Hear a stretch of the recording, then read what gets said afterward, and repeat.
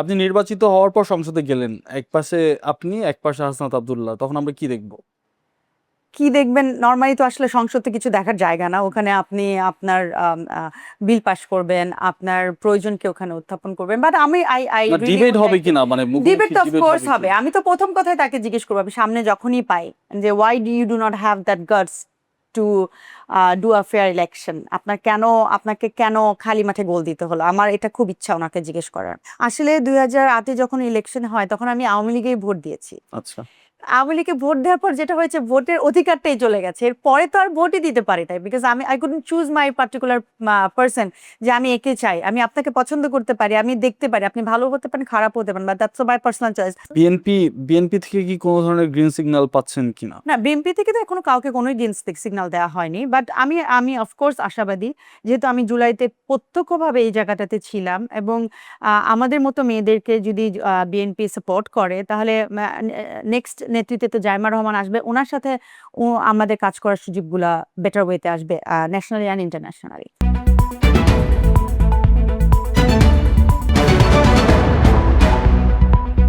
নাগরিক প্রতিদিনের special interview আপনাদেরকে স্বাগত জানাচ্ছি। আমি ফারদিন আলম।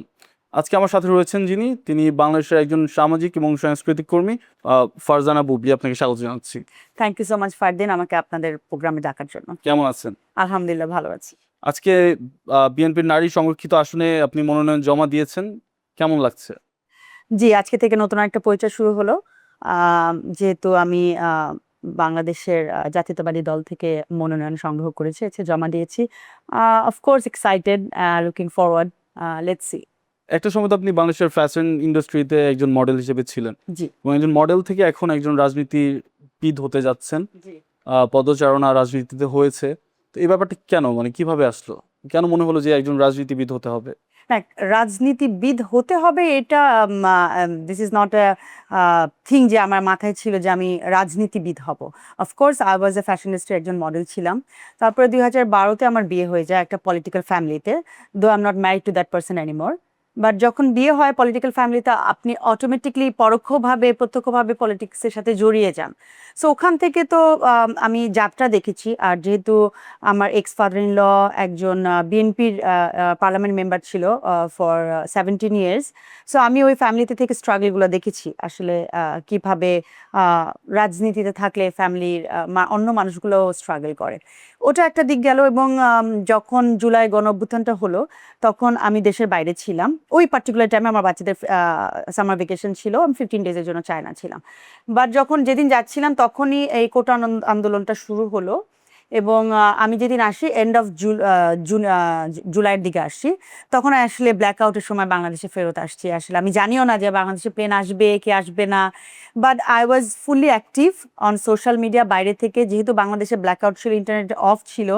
সো আমাদের উপরে যারা বাইরে ছিলাম তাদের উপরে মানুষজনের অনেক বেশি ডিপেন্ডেন্সি ছিল। ওখান থেকে একটা তাগিদ ভিতর থেকে ফিল করছিলাম যে না, I have to go, I have to be on the road, I have to protest. You know what I mean? So ওই ফিলিংসটা থেকে যখন বাংলাদেশে আসছি, তখন I was on the road. আমি গুলশানের একটাই আপনার প্রোটেস্ট হয়েছে, রাস্তায় মানুষ নেমেছে, that was initiated by me and my friends. ওটা যখন শুরু করেছি আমরা 10-12 জন ছিলাম। আসলে শাহাবুদ্দিনে কোনো একটা অর্গানাইজেশন ডেকেছে, ওরা জাস্ট কিছু ফিউ কথা ওয়ার্ডস বলে ওরা ছেড়ে দিয়েছে। বাট আমরা কিছু মানুষ ওরা বললাম যে আমরা একটু মিছিল করে একটু যাই সামনে। বাট ওই মিছিলটা ইউ উইল নট বিলিভ, যে আমি যখন আমরা যখন গুলশান 2 নাম্বার থেকে তাকিয়েছি, আমার মানে জনসমুদ্রে পরিণত হয়েছিল। তারপর যেহেতু মিডিয়া ইন্ডাস্ট্রিতে ছিলাম, মিডিয়ার ফ্যাটার্নিটি থেকে ডাক এসেছে, আমরা ফার্মগেটে ওখানে প্রোটেস্ট করেছি, টকশোতে যে আমাদের অধিকারের কথা বলেছি, যেভাবে মানুষ মারা যাচ্ছিল। So ওইখান থেকে একটা ভালোবাসা জন্মেছে, মানুষের জন্য কিছু করার জন্য, দেশের ক্রান্তি লগ্নে ইয়োর আপনার কন্ট্রিবিউশন দেওয়ার জন্য। আমার আমার জায়গা থেকে আমি আমার কন্ট্রিবিউশন দেওয়াতে আমার ওই ভালোবাসা থেকেই বেসিকলি রাজনীতির প্রতি ভালো লাগা জন্মানো। আর সাথে আমার এক্স ফাদার ইন লকে আমি ওনার লাস্ট ত্রয়োদশ জাতীয় সংসদে ওনাকে প্রত্যক্ষভাবে হেল্প করেছি অনেক জায়গায় বা রাজনীতিতে। সো ওই জায়গাটা থেকে আমার ওনার যখন নমিনেশনটা ক্যান্সেল হয়ে গিয়েছিল, আই স পিপল ক্রাইং। হ্যাঁ, ওনারা বিএনপিকে ভোট দিতে পারবে না, ওনাদের যে দুঃখটা, ওনাদের যে মানে হতাশাটা, দ্যাট টাচ মাই হার্ট। আমার কাছে মনে হয়েছে না, I should do something for people, I should do something for the country. It's not for particularly কোনো দলের থেকে হতে হবে, বাট যেহেতু আমার যদি দেশের জন্য কিছু করতে হয়, জাতির জন্য কিছু করতে হয়, আমাকে তো একটা প্ল্যাটফর্মকে জয়েন করতেই হবে, সেই জায়গা থেকে রাজনীতিতে আসা। বর্তমান রাজনীতি কি কি পরিবর্তন আপনি আনতে চান, এবং বর্তমান একটা রাজনীতি আছে, আবার কোটা সংস্কারের আগে একটা রাজনীতি ছিল, বর্তমান রাজনীতিতে কি কি পরিবর্তন আনতে চান? আমার কাছে মনে হয় রাজনীতিতে ফেয়ার প্লেটা থাকা অনেক বেশি জরুরি। যেখানে আপনি আপনার জায়গা থেকে, আপনার সততা থেকে একটা দেশকে সুন্দরভাবে গড়ে তুলতে পারবেন। অন্যান্য আমরা যদি পার্শ্ববর্তী দেশগুলোকে দেখি, আপনারা দেখবেন ওদের ভিতরে অনেক বেশি ইউনিটি আছে। আমাদের দেশের মানুষের মধ্যে যদি সেই ইউনিটিটা এনে আমরা যদি জায়গায় জায়গায় পরিবর্তন করতে পারি, আমার মনে হয় এখন তো আমাদের প্রাইম মিনিস্টার তারেক রহমানের নেতৃত্ব দেখে যতই দেখছি ততই মুগ্ধ হচ্ছি। টোটালি ডিফারেন্ট কাইন্ড অফ নেতৃত্ব, যেটা আমরা আগে দেখি ইউজ টু না। সো আমরা যদি ফ্যাসিবাদ থেকে সরে এসে, আমাদের সেলফিশনেস থেকে সরে এসে যদি একটা সুন্দর জাতি গড়তে পারি, তাহলে আমাদের দেশকে আমরা অনেক এগিয়ে নিয়ে যেতে পারবো ইনশাল্লাহ। রাজনীতিতে সক্রিয় থেকে কতদিন কাজ করা হচ্ছে? রাজনীতিতে সক্রিয়ভাবে তো আমার 2012 থেকে, পরোক্ষভাবে তো অফকোর্স আছি, বাট অলওয়েজ আমি সোশ্যালি ভেরি অ্যাক্টিভ ছিলাম in any post against the government on that particular moment যারা ছিল সরকারে।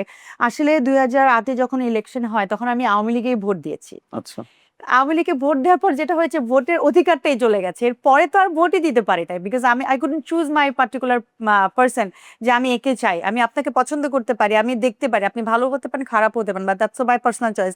I should regret on my decision. আমাদের তো ডিকটেশন ছিল এখানে, যে না, ওনরাই যেটা বলছে সেটাই হচ্ছে। তো ইয়েস, পরোক্ষভাবে সবসময় জড়িত ছিলাম, প্রত্যক্ষভাবে এখন আসছি, দেখা যাক কি হয়। আপনি একজন মডেল ছিলেন, আমি একজন মডেল। মডেল থেকে রাজনীতিতে আসাটা, এটা কি নিজের ইচ্ছা? না, যেটা বললাম আমার ব্যাকগ্রাউন্ডটা তো এখান থেকে আসছে। আর আমার এখানে আরেকটা জিনিস কাজ করেছে, যে মিডিয়ার মানুষকে অনেক অবহেলার চোখে এখানে দেখা হয়, স্পেশালি রাজনীতিতে বলেন, প্রপার সম্মানটা পায় না মানুষ, যে কোনো রিজনেই হোক। আমি যেহেতু ফ্যাশনিস্ট থেকে কেউ কখনো রাজনীতিতে আসেনি। I think I am the first one. আরেকজন মেঘনা আলম। ওনারা ফ্যাশন ইন্ডাস্ট্রির, আমি জানি না, বাট অফকোর্স হ্যাঁ, উনি যে আছে, ওনার ব্যাকগ্রাউন্ডটা আমি টোটালি জানি না। উনি বোধহয় বিউটি প্রেজেন্ট থেকে আসছে। সো আমি যেহেতু র্যাম্প মডেল ছিলাম, প্রিন্ট মিডিয়ার মডেল ছিলাম, সো ওখান থেকে যখন আমি এখানে এসেছি, এটা জার্নিটা ডিফারেন্ট। বাট আমার আমার উদ্দেশ্য এখানে আরেকটাও, যে আমি চাই এখানে সবাইকে সম্মানের সাথে সর্বস্তরে কাজ করার সুযোগ দেয়া, এবং আমাকে দেখে যেন অন্যান্য মানুষও, স্পেশালি মেয়েরাও যাতে ইন্সপায়ার হয়, যে আমরাও এখান থেকে শুধু যে মডেলিং করব তা না, আমরা জাতির জন্য, দেশের জন্য অবদান রাখতে পারি। এই জায়গাটা থেকে আমার আরো এখানে আসা। আপনি যদি নির্বাচিত হন, তাহলে সংসদে কোন কোন সেক্টর নিয়ে আপনি কথা বলবেন? আমার যদি উপর আল্লাহ, যদি আল্লাহ যদি চায়, আমার যদি এখানে যদি আমি নির্বাচিত হই, আমি সবার আগে আমাদের মহিলাদের এবং শিশুদের মানসিক মানসিক হেলথ, যেটা মানে আমরা মেন্টাল হেলথ যেটাকে বলি, সেটার উপরে কাজ করতে চাই। আমাদের দেশে, আমি যে বাইরে অনেক দেশে দেখবেন, আপনি যদি দেখেন না, বাইরের অ্যাক্ট্রেস দীপিকা পাড়ুকোন বলেন, অনেকে আছে যারা তাদের মেন্টাল হেলথ নিয়ে কথা বলে, ওপেনলি কথা বলে। আমাদের দেশে আমরা সেটা নিয়ে কথা বলি না, ভেরি রেয়ার। এটাকে আমি বলবো, আমার কাছে মনে হয় যে আমরা uneducated in this particular matter. আমি এডুকেটেড করতে চাই এই জায়গাটাতে, বাংলাদেশকে, মানুষজনকে অ্যাওয়ার করতে চাই যে আসলে মেন্টাল হেলথটা কি। আমি ডিপ্রেশনে ভুগেছি অনেকটা টাইম, সো আমি জানি স্ট্রাগলটা কিরকম হতে পারে মানুষের। অনেক সময় আপনাকে বিছানা থেকে আপনার বডি অ্যালাউই করবে না উঠতে, বাট আপনাকে যে ফাইটটা করতে হয়, এটা আসলে আপনি খালি চোখে বুঝবেন না। এই সব জায়গাতে কাজ করতে চাই আমি। সুবিধাবঞ্চিত নারী, শিশুদের নিয়ে অলরেডি কাজ করছি। আমি একটা স্কুল আছে, ওখানে ওদের সাথে কাজ করি, ভিভিড করাইল বস্তিতে, ভিভিড স্কুল করাইল বস্তিতে, ওদের বাচ্চাদের সাথে কাজ করি। আমার এই সব জায়গাতে কাজ করার ইচ্ছা আছে। মিডিয়ার মানুষদেরকে আরো সম্মানের সাথে যাতে সর্বস্তরে কাজ করার সুযোগ সুবিধা করতে পারি, সেই সব জায়গায় কাজ করার ইচ্ছা আছে। এনসিপির একজন নেতৃত্ব হাসনাত আব্দুল্লাহ, তাকে নিয়ে আমি দেখছি যে আপনি আপনার সোশ্যাল মিডিয়ায় বেশ অনেক মন্তব্য করেছেন, এবং মূলত আপনার তাকে কেমন লাগে, পার্সোনালি আপনার তাকে কেমন লাগে? আচ্ছা দেখেন, গণঅভ্যুত্থানের সময় যে হয়েছে আমরা তো ওদেরকে দেখে আসছি, ওদেরকে দেখে মায়া লেগেছে, অফকোর্স সেজন্যই রাস্তায় নেমেছি। হ্যাঁ, এমন তো না যে আমি বিএনপি ঘরানার কেউ একজন বা আমার সাপোর্ট বিএনপিতে। তখন একটা তো মানে এটা তো একটা মানুষ সবার ভিতরেই একটা আবেগ কাজ করেছে, সে আবেগের জন্যই তো আমরা রাস্তায় নেমেছি, এবং এই ছেলে মেয়েগুলাই তো নেতৃত্ব দিয়েছে ওই টানটায়। এর পরের যে সিচুয়েশনগুলো এসেছে, আমি যেহেতু খুব বললাম যে প্রত্যক্ষভাবে উনি যে কনস্টিটিউশনে ছিল ওখানে আমার এক্স ফাদার ইন লও ছিল, আমি ওনার জায়গা থেকে আমি দেখেছি ওনার আমি এটাকে কি বলবো যে আমি জনপ্রিয়তা। না, জনপ্রিয়তা না, of course he is very famous, of course ওনার নোংরা রাজনীতিটা আমি দেখেছি। He doesn't have the guts যে আমি ফেয়ার ইলেকশন করব, আমার অপোনেন্ট কে আছে আই ডোন্ট কেয়ার, আমার ওই ওনার ওই জনপ্রিয়তার উপর ওনার উনি he is a famous person, ওনার ওইটার প্রতি আস্থাটাই নাই। আস্থাটা থাকলে উনি ফেয়ার একটা ইলেকশন দিত, ওনার একজন অপোজিশন তা খালি মাঠে গোল করার চিন্তা করতো না। ওনার এই জায়গাগুলোর থেকে আমার ওনার প্রতি একটা ক্ষোভ এসেছে, অন্য কিছু না। আমি কিন্তু এনসিপির অন্য জায়গা থেকে অন্য ওদেরকে নিয়ে, কুমিল্লা 4 আসনের কথা বলছেন আপনি? আমি কুমিল্লা 4 আসনের কথা বলছি। ওই আপনার প্রাক্তন শ্বশুর যদি সেখান থেকে দাঁড়াতো, যদি ইলেকশনে অংশগ্রহণ করতো, তাহলে কি উনি জিততে পারতেন? 100%, 100%। He is very famous over there. উনি অনেক কাজ করেছে ওই জায়গাটাতে, আপনারা যদি যান কখনো যেয়ে দেখতে পারবেন। ওই জায়গাটাতে বিএনপি ওনাকে এর জন্যই নমিনেশন দিয়েছে, আরো অনেক মানুষই ছিল। আমরা দেখেছি যে সংবাদ মাধ্যমগুলি, গণমাধ্যমগুলি যেগুলি দেখিয়েছে আমাদেরকে, আমরা দেখেছি হাসনাত আব্দুল্লাহরও বেশ ভালো সমর্থন ছিল সেখানে। সোশ্যাল মিডিয়ার সমর্থন আর গ্রাউন্ড লেভেলের সমর্থন is two different thing. Right. হ্যাঁ, আপনি ভোট কাকে দিবেন আর কাকে দিবেন না। ওনার অপোনেন্টের লাস্টে যখন ট্রাক মার্কে একটা লোক দাঁড়িয়েছে, জসিমউদ্দিন, আপনার নূর হোসেনের সরি নুরুল হক নূর। নূর হক নূর ক্যান্ডিডেট, উনি বোধহয় দুপুর পর্যন্ত ভোট করেছে। He got almost 50,000 vote, were he got like 1 lakh something. আচ্ছা। সো আপনি ওখানে চিন্তা করেন, যদি মঞ্জুর হাসান মুন্সি, যিনি 17 বছর ওখানের এমপি ছিল টানা বিএনপির, যেটা বিএনপির ঘাঁটি নামে পরিচিত, উনি যদি ইলেকশন করতো তাহলে ওটার রেশিওটা কি হতো? আচ্ছা, এখন বর্তমানে আমরা দেখছি অনেক তরুণ সংসদে গিয়েছে, তারা কথাবার্তা বলছে, তাদের অ্যাক্টিভিটিস কেমন লাগছে আপনার কাছে?